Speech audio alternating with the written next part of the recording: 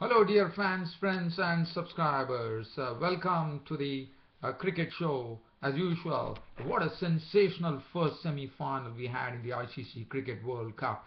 So, setting yesterday, it was going to be seen which team is going to be marching for the first time into the into the finals of a World Cup history. And today it was New Zealand, and New Zealand, what a match! It's a sensational match. It had its thrills, it had its spills, it had its excitement. Eden Park in Auckland was not short of entertainment, as a wonderful match was enacted in front of a big crowd here, and the co-host New Zealand were the victors. And what a proud moment for all the Kiwi fans here, as New Zealand went into the finals of the ICC Cricket World Cup 2015, and they made history today by getting into the finals. This is the first finals. Every time they come into the semi-finals, and they have faltered, and this was the seventh entry into the semi-finals, and today they definitely made it count, and the man who made it count was Grant Elliott. What a knock he played, and look at the way he actually, when 5 runs were required of 2 balls for victory. Grant Elliott was the man who was well settled, and what a shot that was. He smote Dale Steyn over long on for 6 of the penultimate ball of the New Zealand innings to get the victory. And let me tell you, for New Zealand, that was something that left the South Africans absolutely speechless. There was a lot of emotion on the ground. One could understand that, as South Africa, once again, as you know, they have been known as chokers. They wanted to shake the tag, and once again, now looking at South Africa, what I feel here, I just go back to the days of Ivan Lendl, a former tennis player who was always winning the US Open, French Open, and the Australian Open, but one thing was eluding him, and that was Wimbledon. So I definitely feel that something akin to that is happening in cricket as far as South Africa is concerned.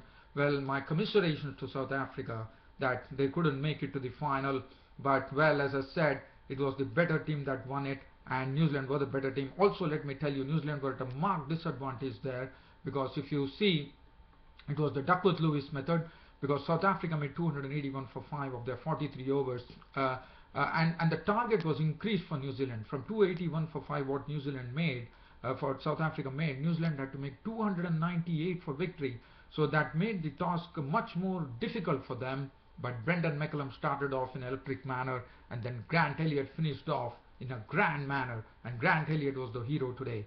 So let's see the. I'm just going to first enact how actually the co-host New Zealand got into the final of the World Cup, as 12 runs were required of the final over. Grant Elliott was at the crease. Daniel Vettori had come in, and New Zealand were 286 for 9 with 12 runs required from 6 balls. There was heavy tension there at Eden Park in Auckland. It was a small ground. It's always there, but Dale Steyn was the bowler. So you could just imagine the final over being bowled by Dale Steyn, 12 runs to get for New Zealand, and Vettori was the man who was actually taking the strike. The first ball, Dale Steyn bowled to Vettori. Vettori tried to back away and tried to hit it, and he was beaten by the slower ball, but they scampered a by. So that was 1 run. So 11 runs to win then. But they needed 10 runs to actually tie the match. If at all they got 10 runs, they could have tied the match because of their standings in the pool. And the second delivery from Dale Steyn coming in and bowled to Elliott. Elliott put it, hit it down to the cover region and went for a run. And that was the time that one felt, why did Elliott take this run? Because thing was that Daniel Vettori was on strike. But well, all those doubts were removed when Daniel Vettori, what a shot he played. In fact, it was Steyn bowling to Vettori, and Vettori once again scampering, hitting a boundary this time. So a Yorker length delivery from Dale Steyn of the third delivery, and Vettori beautifully made room for himself, opened the face of the bat and glided it into the third man for 4, and suddenly there was a lot of buzzing going on in the stadium. People were up in their seats as Daniel Vettori hit a boundary, as the equation came down to 6 runs of 3 balls. Vettori on strike did a very good thing there. He went for a bye and had Grant Elliott on strike, and that was very, very important for New Zealand. That if at all New Zealand had to win, Grant Elliott was the one to do it. And well, 2 runs of 5 balls, one was thinking, 5 runs of 2 balls, and one was thinking, what is going to happen as Dale Steyn came in. Now this is the grand moment for the co-host New Zealand, as Dale Steyn bustling up to the wicket, passing umpire, bowls to Grant Elliott, and Grant Elliott has smote this over the long on region for a 6. A mighty roar in the stadium there, Eden Park in Auckland, and New Zealand have gone into the first finals of in their World Cup history. What a moment! Grant Elliott. The 45,000 are roaring, and Grant Elliott has put Dale Steyn over the fence for a 6, and what a shot that was! What a way to bring up the victory! Grant Elliott is the hero today as New Zealand march into the finals of the ICC Cricket World Cup 2015.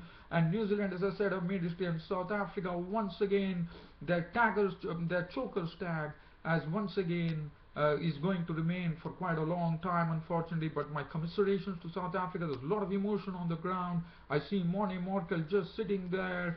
In fact, Dale Steyn is on his knees, and Grant Elliott is just giving a hand to Dale Steyn. One can understand the emotions, but very unfortunate. South Africa are out of the competition, and once again New Zealand have made history, and I think it would be great joy. I really feel sorry for South Africa, but as I said, the better team won, and New Zealand were the better team today. And really, let me tell you, this was a match which was a real worthy semi-final that was enacted at Eden Park in Auckland. So Grant Elliott the hero, and what a shot! 5 runs required of 2 balls, 4 for a tie, and Grant Elliott has sent the bowler, and look at the bowler who he has sent. In fact, Grant Elliott would be very proud of this achievement, as he sent Dale Steyn over long on, soaring for a 6 to silence the South Africans. It's all over. New Zealand, the co-hosts, are into the final of the World Cup 2015, and they have made history here. And well, they're awaiting the India-Australia clash that will be coming up on Thursday to know who they are facing. And looking at this particular match now, so right now what I'm going to do, I'm just going to do a brief summary of this particular match. So just doing a summary here, let's have the look at the full scorecard. It all started with South Africa really struggling in the initial stages. South Africa, in fact, AB de Villiers was the one who actually won the toss and elected to bat. It was a surprising decision considering that there was a cloud cover hanging around. But South Africa definitely found it very tough, with Bolt and Saudi really swinging the ball, and Hashim Amla and Quinton de Kock were really struggling.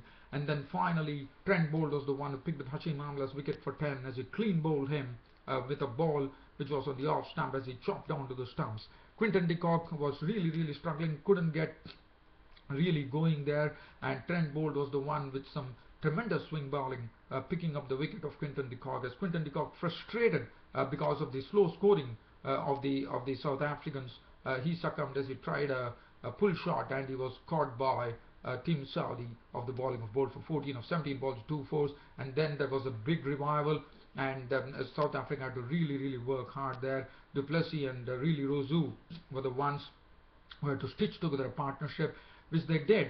In fact, they added around 80 odd runs for the 3rd wicket in a very painstaking manner. And then finally, when they had done all the hard work, really Rosu contributed a very neat 39 of 53 balls, 2 fours and 1 6. But then Du Plessis and de Villiers were the one who really turned it on for the South Africans with a very hitting partnership, which added 103 runs, and that came in pretty quick time, in probably 12 overs. As Du Plessis went on, AB de Villiers was absolutely, as is his wont, he was manufacturing strokes out of nothing, and he was really hurting the New Zealand bowlers at that particular time. And then AB de Villiers contributing an unbeaten 65, but Du Plessis, after making a very well made 82 of 107 balls with 7 fours and 1 6, holding the innings together for South Africa, did a wonderful job. And after that, it was AB de Villiers and David Miller really giving it to the Kiwi bowling, as AB de Villiers made an unbeaten 65 45, dealt with 8 fours and 1 6. David Miller pasting it all across the park with a scorching 49 of just 18 deliveries, 6 fours and 3 sixes. And finally, South Africa could reach a score of 281 for 5 of their 43 overs. Rain was the one which was the spoiled sport there, and that was the reason the overs were reduced to 43 overs. But it was a good job by the South Africans, one thought. But considering the size of the ground, one thought New Zealand were definitely within grasp of that score. Looking at the bowling, Saudi none for 55, Bolt had 2 for 53, Henry was impressive, none for 40, Vettori none 46, 3 for 72, Corey Anderson was the most costliest as A.B. de Villiers and David Miller went and really struck him very hard, and Corey Anderson was really taken to the cleaners. As far as New Zealand were concerned, their chase started with the target being upped because of the Duckworth-Lewis method, as they had to get 299 runs for victory, and New Zealand started off in electric fashion as Brendan McCullum in the first over itself had hit Dale Steyn for a 6 and then followed it up with a one-on Philander over which went for probably 18 runs, and Brendan McCullum was going like a train. The 6 overs I think was the one which really set the tempo for New Zealand as Brendan McCullum went on smacking the bowlers. Dale Steyn was taken for 25 in the other over with 2 sixes hit by Brendan McCullum, and Dale Steyn was absolutely at sea as to know what was happening as Brendan McCullum's blade was scorching the South African bowlers. Dale Steyn was made to look like a real novice there by Brendan McCullum, the way he handled as he kept on hitting 6s and 4s at will, and Brendan McCullum, as I said, gave an electric start to New Zealand. Of 22 balls, he has raised to his 50, and finally, what a relief for the South Africans when Brendan McCullum was dismissed, caught by Steyn on the bowling of Markle, but not before hurting the South Africans in a big way with a very scorching 59 of just 26 deliveries, 8 4s and 4 6s. Martin Guptill contributing 34 of 38 balls with 3 4s and 1 6, and then Kane Williamson was cheaply dismissed for 6 by Monty Markle, who clean bowled him. Ross Taylor contributing 30 of 39 balls with 4 4s, and suddenly there was some pressure on the New Zealanders as they were 149 for 4 in the 22nd over. But then there was a real revival started by Grant Elliott and Corey Anderson, and Corey Anderson really hit some big strokes, making 58 of 57 balls with 6 4s and 2 6s. Grant Elliott was the calming influence. He was keeping a cool and calm composure, and he was also getting runs as and when it was needed. They were running the singles hard, and in between they were also smoking some boundaries, and Grant Elliott and Anderson were doing it pretty well at that stage, and they had taken the score. They had given it some respectability by adding 103 runs, and they brought New Zealand pretty close with the score on 252, and that was the time when probably it looked like New Zealand are going to take this match. That was the time South Africa struck by getting Corey Anderson's wicket for 58 of 57 balls, 6 4s and 2 6s, and Lew Cronkey was sent back pretty early as he was gone for 8 of 7 balls, and then the pressure mounted with Grant Elliott and Vettori on the crease, and as I already enacted you, the over 12 runs were required, and when Corey Anderson left, look at the equation that was there. Corey Anderson left with the score on the 38th over 252, so that essentially meant another 43 odd runs were still required, and the pressure was on the New Zealanders. But I thought Grant Elliott kept a cool head and finally finished off in a grand fashion, contributing an unbeaten 84 of 73 balls, 7 4s and 3 6s. Daniel Vettori was not out on 6 balls with 1 4, and New Zealand finally home. And as I said, they're going into the first semi-finals of the ICC Cricket World Cup, the first finals in the World Cup history. Congratulations to them, commiserations to South Africa. Grant Elliott was named man of the match for a wonderful knock that he played, his first 50 in the World Cup. The bowling Steyn was very costly. Look at the bowling figures of Dale Steyn. It was spoiled beyond recognition by Brendan McCullum, I would say, as Steyn 8.5 overs, no maiden, 1 for 76, none for 52 for Philander. Monty Markle 3 for 59 was gutted when the match was over. Imran Tahir none for 40, bowled his spell beautifully. Dimini 143, de Villiers none for 21, and Grant Elliott of New Zealand was named man of the match. That is that New Zealand have become the first team to march into the finals of the ICC Cricket World Cup 2015, and they have made history here to marching into the first finals in their World Cup history.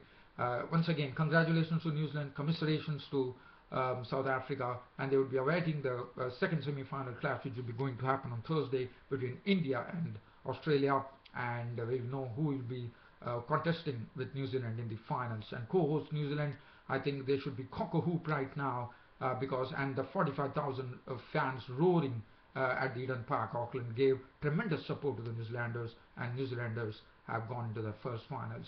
Well, what an exciting day we had in the first semi-final. Hope the second semi-final between India and Australia also pans out in the same manner, and I'll be back with the full match report of that. Tomorrow I'll be doing a preview of the India versus Australia first semi-finals. You can keep an eye on the Cricket Happening Show, dear fans and subscribers.